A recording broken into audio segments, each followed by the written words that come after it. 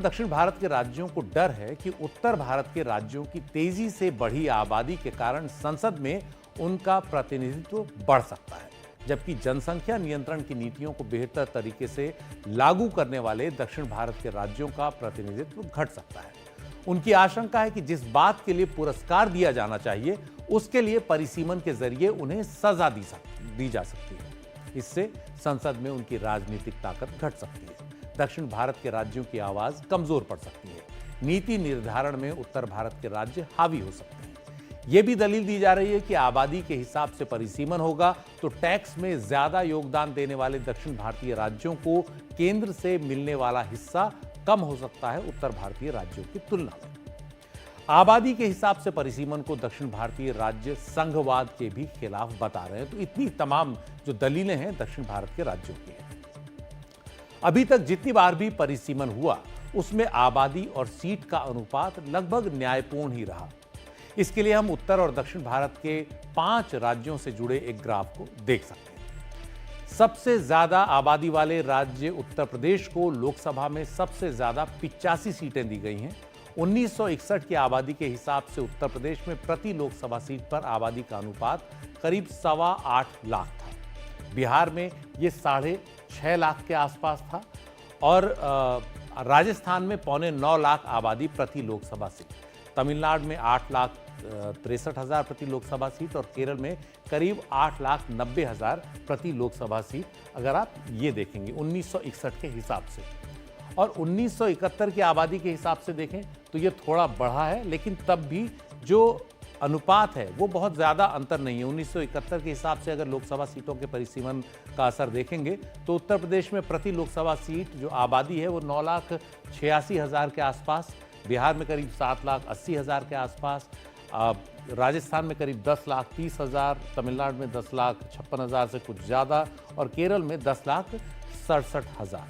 अनुपात में अंतर है लेकिन बहुत ज़्यादा अंतर नहीं है। और पूरे भारत को अगर आप देखें तो परिसीमन में करीब 10 लाख की जो है प्रति सीट आबादी है, तो बहुत ज़्यादा अंतर नहीं है। अब चिंता ये है कि अगर आबादी के आधार पर अब परिसीमन होता है तो इसमें बड़ा बदलाव आ सकता है। यानी जो अनुपात है वो अगर बड़ा हुआ तो सीटें जो है उनमें बड़ा हेरफेर हो जाएगा। लोकसभा की सीटें तो काफ़ी हद तक बढ़ेंगी ही, उसमें उत्तर भारत के राज्यों का प्रतिनिधित्व काफ़ी बढ़ जाएगा दक्षिण भारत के राज्यों के मुकाबले। इसके लिए 2025 की अनुमानित आबादी के आधार पर बने ग्राफिक्स को हम देख सकते हैं। इसमें अगर आप देखेंगे कि 2025 की जो संभावित आबादी है उत्तर प्रदेश में वो इतनी है। अभी सीटें 85 हैं, लेकिन अगर जो पुराना अनुपात चल रहा है उस आधार पर देखा जाए तो उत्तर प्रदेश में 250 सीटें हो जाएंगी। बिहार में जो 54 सीटें हैं 2025 की अनुमानित आबादी के हिसाब से 169 हो जाएंगी।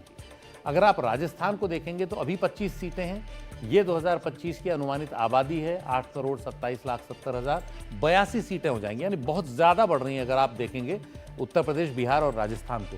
इसके मुकाबले अगर आप तमिलनाडु को देखेंगे तो अभी जो मौजूदा सीटें हैं वो 39 हैं, लेकिन उनकी जो संभावित आबादी 2025 के हिसाब से है वो 7,73,00,000 के आसपास है। तो उनकी सीटें 76 होंगी, बहुत ज़्यादा नहीं बढ़ रही हैं, 39 के मुकाबले 76। और केरल की अगर आप देखेंगे तो केरल में अभी 20 सीटें हैं। 20 सीटों में संभावित आबादी उनकी लगभग 3,60,00,000 के आसपास है। और अगर इसके आधार पर जो अनुपात है पुराना, सीटें फिर से दी जाएंगी तो 36 ही सीटें केरल के आएंगी। इसका मतलब ये है कि आप दक्षिण भारतीय राज्यों में देखेंगे तो उनकी जो सीटें हैं वो बहुत ज़्यादा नहीं बढ़ रही हैं, उत्तर भारत के राज्यों की बहुत ज़्यादा बढ़ रही हैं। अच्छा, अगर आप 15 लाख प्रति सीट के हिसाब से देखें तो आपको समझ में आएगा कि अंतर और बढ़ गया है। 15 लाख की आबादी प्रति सीट पर होगी तो उत्तर प्रदेश की सीटें 168 हो जाएंगी, बिहार की 114 हो जाएंगी, राजस्थान की 55 हो जाएंगी, तमिलनाडु की 52 हो जाएंगी, केरल की 20 से सिर्फ 24 होंगी। अब यही डर है जो दक्षिण भारतीय राज्यों को साल रहा है, लगातार परेशान कर रहा है कि हमारी तो सीटें उतनी नहीं बढ़ेंगी जितनी उत्तर भारत के राज्यों की बढ़ रही हैं। अब अगर आप प्रति आबादी 20 लाख प्रति सीट आबादी 20 लाख करें, यह अनुपात रखें 2026 में होने वाले परिसीमन पे, तो उत्तर प्रदेश की जो सीटें हैं वो 85 से बढ़कर 126 होंगी, बिहार की 54 से बढ़कर 85 हो जाएंगी, राजस्थान की 25 से 41 हो जाएंगी, तमिलनाडु की 39 से 39 ही रहेंगी। यानी इन सब की सीटें तो काफ़ी बढ़ रही हैं। तमिलनाडु की और केरल की सीटें नहीं बढ़ रही हैं, उनकी सीटें काफ़ी कम है और केरल की सीटें तो बल्कि पहले से कम रह जाएंगी। क्यों? क्योंकि उनकी जनसंख्या ज़्यादा नहीं बढ़ी। तो यही बात जो है उत्तर भारत के राज्यों के मुकाबले दक्षिण भारत के राज्य कह रहे हैं कि हमने अपने यहाँ जनसंख्या नियंत्रण की जो नीति है उसको अच्छे से लागू किया, तो क्या ये हमारा इसका हमें पुरस्कार मिलना चाहिए या इसका हमें नुकसान होना चाहिए?